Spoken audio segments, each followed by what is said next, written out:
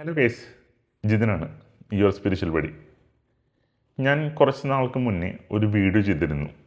I am not a guru എന്ന് പറയുന്ന ഒരു ക്യാപ്ഷൻ ഇട്ട് യൂട്യൂബിൽ ഒരു വീഡിയോ ചെയ്തിരുന്നു. ഞാനൊരു ഗുരു അല്ല എന്ന് പറയുന്ന ഒരു ക്യാപ്ഷൻ ഇട്ടിട്ട് ആ വീഡിയോ കുറച്ച് പേര് മാത്രമേ കണ്ടിട്ടുള്ളൂ. എൻ്റെ വീഡിയോസ് അങ്ങനെ അധികം പേരും കാണാറൊന്നുമില്ലെന്ന് എനിക്കറിയാം.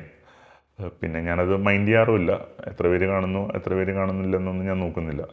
എനിക്ക് പറയാനുള്ള കാര്യങ്ങൾ ഈ ഒരു പ്ലാറ്റ്ഫോമിൽ വന്ന് പറയുക എന്ന് മാത്രമേ ഞാൻ ഉദ്ദേശിക്കുന്നുള്ളൂ. പിന്നെ ആ വീഡിയോ കാണാത്തവർ ഉണ്ടെന്ന് മനസ്സിലാവാനുള്ള കാര്യം എന്താണെന്ന് വെച്ച് കഴിഞ്ഞിട്ടുണ്ടെങ്കിൽ എനിക്കിപ്പോഴും ഇൻസ്റ്റാഗ്രാമിൽ മെസ്സേജസ് വരുന്നുണ്ട്. ചേട്ടൻ്റെ ഉപാസനാക്രമം എനിക്കൊന്ന് പറഞ്ഞു തരാമോ, എനിക്ക് ഈ ഉപാസന സ്റ്റാർട്ട് ചെയ്യാനാണ് എന്ന്. ചിലർ സാധനക്രമവും ചോദിക്കുന്നവരുണ്ട്. കാരണം ഞാൻ അതിനെപ്പറ്റിയും ഒരു വീഡിയോ ഇതിലുണ്ട്. സാധന ഒരു ഗൃഹസ്ഥന് എത്രത്തോളം അനുയോജിക്കും എന്ന് ഞാൻ പറഞ്ഞിട്ടുണ്ടായിരുന്നു. നമുക്ക് ഗൃഹസ്ഥർക്ക് ഏറ്റവും ബെസ്റ്റ് ആയിട്ടുള്ളൊരു പരിപാടി എന്ന് പറയുന്നത് ഉപാസനയായിരിക്കുള്ളൂ കുറച്ചും കൂടെ. അതിനെപ്പറ്റിയുള്ള കംപ്ലീറ്റ് വീഡിയോ ഞാൻ അത് ചെയ്തിട്ടുണ്ട്. കാണാത്തവരാണെങ്കിൽ ആ വീഡിയോ പോയി കാണുക. ഓക്കെ. പിന്നെ മറ്റേ ആദ്യത്തെ വീഡിയോയിൽ ഞാൻ പറഞ്ഞിരുന്നു, ഐ എം നോട്ട് എ ഗുരു എന്ന വീഡിയോയിൽ ഞാൻ പറഞ്ഞിരുന്നു എന്തുകൊണ്ടാണ് ഞാൻ നിങ്ങൾക്ക് പറഞ്ഞു തരാത്തത് എന്ന് പറഞ്ഞിരുന്നു. പക്ഷെ അതിനകത്ത് കംപ്ലീറ്റ് ആയിട്ടുള്ള കാര്യങ്ങൾ ഞാൻ പറഞ്ഞിരുന്നില്ല. പക്ഷേ ഈ വീഡിയോയിൽ ഞാൻ എൻ്റെ കുറച്ച് കാര്യങ്ങളോട് പറഞ്ഞുതരാം.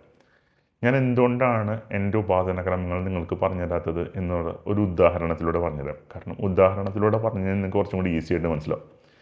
ഇപ്പോൾ ഞാൻ എൻ്റെ ഉപാസനക്രമം നിങ്ങൾക്ക് ഒരു 10 പേർക്ക് പറഞ്ഞുതരാം എന്നിരിക്കട്ടെ. ഒരു എക്സാമ്പിളായിട്ട് കൺസിഡർ ചെയ്യുക. ഞാൻ നിങ്ങൾക്ക് ഈ പറഞ്ഞ 10 പേർക്കും 8 സൈസുള്ള ഷൂസ് തന്നു. നിങ്ങളോട് ഇടാൻ പറയുന്നതാണ്. ചിലപ്പോൾ നിങ്ങളുടെ കാല് 10 ആയിരിക്കുള്ളൂ സൈസ്. അപ്പോൾ എന്ത് ചെയ്യും? നിങ്ങൾ ഈ ഷൂസിനകത്തോട്ട് കുത്തിത്തിരികെ നിങ്ങളുടെ കാല് കെട്ടാൻ നോക്കും. നിങ്ങൾക്കത് ഭയങ്കരമായിട്ട് വേദനയും ഉണ്ടാക്കുന്ന ഒരു സംഭവമായിരിക്കുള്ളൂ.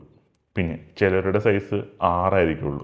അവരെന്ത് ചെയ്യും? വല്ല പേപ്പറോ തുണി കഷ്ണമോ ഒക്കെ വെച്ച് അഡ്ജസ്റ്റ് ചെയ്യാനും നോക്കും. ശരിക്കും പറഞ്ഞാൽ ഈ വേദനയും അഡ്ജസ്റ്റിങ് ചെയ്ത് ചെയ്യേണ്ട പരിപാടിയല്ല ഈ പറയുന്ന ഉപാസനക്രമങ്ങളെല്ലാം. നമുക്ക് നമ്മുടേതായ ഒരു കംഫോർട്ട് സോണിൽ നമ്മുടേതായ ഒരു ഇതിനകത്ത് സ്പേസിനകത്തോട്ട് നമുക്ക് ഉൾക്കൊള്ളാവുന്ന ഒരു സാധനമാണ് ഉപാസനക്രമം. അതുകൊണ്ടാണ് എൻ്റെ ഉപാസനക്രമം നിങ്ങൾക്ക് എത്രത്തോളം സ്യൂട്ടാവണമെന്നില്ല. ചിലർക്ക് ഇത് സ്യൂട്ടാവുകയും ചെയ്യും, പക്ഷേ റിസ്ക് എടുക്കരുത്. അതുകൊണ്ടാണ് ഞാൻ നിങ്ങൾക്ക് ഈ പറയണ എൻ്റെ ഉപാസനക്രമം പറഞ്ഞു തരാത്തത്. പറഞ്ഞു തരുന്നവരുണ്ടാവും, അവരോട് പോയി ചോദിച്ചു, ചിലപ്പോൾ അവർ പറഞ്ഞുതരും. പക്ഷേ ഈ പറയുന്ന കണ്ടീഷൻ നിങ്ങൾക്ക് ബാധകമാണ്. അവരുടെ ഉപാസനാക്രമങ്ങൾ നിങ്ങൾക്ക് ഉൾക്കൊള്ളാൻ കഴിഞ്ഞില്ലെന്നിരിക്കാം. പക്ഷെ നല്ല ഗുരുക്കളുണ്ട്. അവർ നിങ്ങളുടെ ബോഡി നിങ്ങളുടെ മൈൻഡിനെ വിലയിരുത്തിയിട്ട് നിങ്ങൾക്ക് പറ്റുന്ന രീതിയിലുള്ള ഉപാസനാക്രമങ്ങൾ നിങ്ങൾക്ക് പറഞ്ഞുതരും. അങ്ങനെയുള്ളവരുണ്ട്. ഞാൻ പറഞ്ഞിരുന്നു, സ്പിരിച്വാലിറ്റിയിലോട്ട് ഇറങ്ങുന്നതിന് മുന്നേ നിങ്ങൾ പ്രാർത്ഥിക്കുക.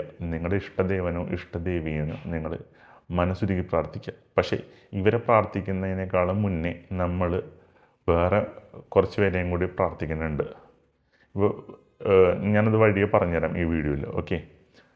ചിലരിപ്പോഴും ചോദിക്കുന്നൊരു ചോദ്യമുണ്ട്. അതായത് പല അമ്പലങ്ങളിലും പോയി കഴിഞ്ഞിട്ടുണ്ടെങ്കിൽ നമുക്ക് ഉള്ള പ്രശ്നങ്ങൾ മാറ്റാൻ പറ്റുമോ എന്ന്. മാറ്റാൻ പറ്റുമോ എന്ന് ചോദിച്ചാൽ മാറ്റാൻ പറ്റും എന്ന് തന്നെ ഞാൻ പറയുക. പക്ഷേ ഈ പറയുന്ന അമ്പലങ്ങളിലെല്ലാം പോകുന്നതിന് മുന്നേ നിങ്ങൾ ഇമ്പോർട്ടൻ്റ് ആയിട്ടുള്ള 3 അമ്പലങ്ങളും കൂടി നിങ്ങൾ പോകേണ്ടതുണ്ട്. അവിടെ നിങ്ങൾ ചെയ്യേണ്ട കാര്യങ്ങൾ, നിങ്ങളവിടെ ശാസ്താംഗം വീഴേണ്ട 3 അമ്പലങ്ങളുണ്ട്. ഈ പറയുന്ന 3 അമ്പലങ്ങളിൽ പോവാണ്ടാണ് നിങ്ങൾ ബാക്കിയുള്ള അമ്പലങ്ങളിൽ പോവുകയാണെങ്കിൽ എന്ത് പറ്റുമെന്ന് വെച്ചിട്ടുണ്ടെങ്കിൽ അതൊരു സ്പിരിച്വൽ എക്സ്കർഷനായിട്ട് മാത്രമേ കൺസിഡർ ചെയ്യാൻ പറ്റുള്ളൂ. അല്ലാണ്ട് അതൊരു സ്പിരിച്വൽ ജേണി ആയിട്ട് പോകാൻ പറ്റുമോ എന്ന് വെച്ചിട്ടുണ്ടെങ്കിൽ ജേണി ആയിട്ട് പോകാൻ പറ്റില്ലെന്നേ പറയുള്ളൂ. ഇനി നിങ്ങൾക്ക് ചോദിക്കാവുന്നൊരു നിങ്ങളിപ്പോൾ എന്നോട് ചോദിക്കും, അതായത് ആ 3 അമ്പലം ഏതാണ്? ഞാൻ എൻ്റെ വീഡിയോയിൽ പറഞ്ഞിരുന്നു. ഞാൻ എൻ്റെ സ്പിരിച്വാലിറ്റിയിലോട്ട് ഇറങ്ങാനുള്ള റീസണും അതായിരുന്നു എന്ന് ഞാൻ പറഞ്ഞിരുന്നു. ആ 3 അമ്പലങ്ങൾ എന്ന് പറയുന്നത്, 1 നിങ്ങളുടെ അച്ഛൻ്റെ കുലദേവതാ ക്ഷേത്രം, 2 നിങ്ങളുടെ അമ്മയുടെ കുലദേവതാ ക്ഷേത്രം, പിന്നെ 3 നിങ്ങളുടെ കുടുംബദേവതാ ക്ഷേത്രം. ഈ പറയുന്ന 3 സ്ഥലങ്ങളിലും പോയി നിങ്ങൾ വേണ്ട കാര്യങ്ങളും ശാസ്താംഗം വീഴാണ്ട് ബാക്കിയുള്ള അമ്പലങ്ങളിലെല്ലാം പോയിട്ടും യാതൊരു ഫലവും കിട്ടുന്നില്ല എന്നേ പറയുള്ളൂ. എന്തുകൊണ്ടാണെന്ന് ഞാൻ പറയുന്നുണ്ട്. എന്തുകൊണ്ടാണെന്ന് വെച്ചിട്ടുണ്ടെങ്കിൽ നമ്മുടെ കുലത്തിൻ്റെ പ്രൊട്ടക്റ്റേഴ്സാണ് നമ്മുടെ കുലദേവതകൾ അല്ലെങ്കിൽ കുലദേവന്മാർ.